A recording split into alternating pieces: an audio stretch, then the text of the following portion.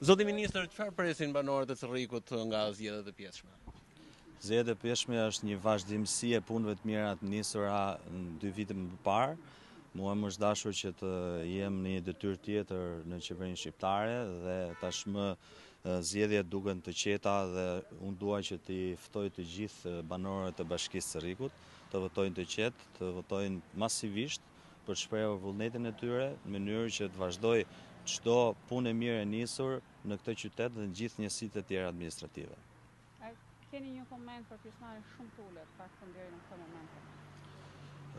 Pjesëmarrja mendoj që do të rritet, mendoj që njerëzit janë diku në punë të tyre, por gjithsesi është një moment që ne ta shohim në fund të ditës të gjithë procesin dhe dua që të gjej rastin nga këtu, të ftoj çdo banor të marrë pjesë në votime për të shprehur vullnetin e tyre ndaj votës së lirë. Afërsisht 3/4 e popullsisë së Cerrikut ndodhet në fshat.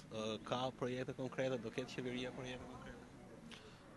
Projekte konkrete, qeveria shqiptare ka simas të gjithë projekt buxheti që miraton tani në parlament për pak ditë dhe patjetër që dhe Bashkia e Cerrikut, si çdo bashki e Shqipërisë, është në proces të gjithë paketës qeverisë shqiptare në të gjitha drejtimet, në çdo fushë, siç ju e keni parë tashmë, qoftë në fushën në cilën unë mbuloj, që është një fushë bujësore, por edhe ndaj fushave të tjera të cilat janë të rëndësishme për komunitetin e Bashkisë së Cerrikut. Faleminderit.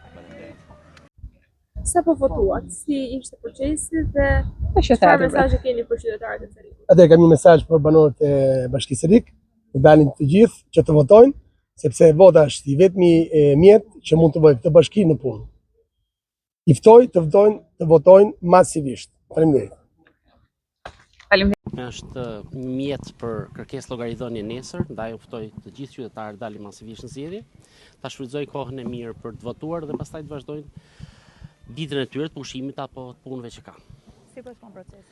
Procesi po shkon normal, ne shpresojmë që çdo gjë siç ka shkuar në fshat shkojë dhe ditën e sotme dhe pastaj dalim me rezultatet, vijojmë normalisht, t'i kthejmë normalitetin si komuniteti i vogël që jemi. Pjesëmarrja shumë e vogël.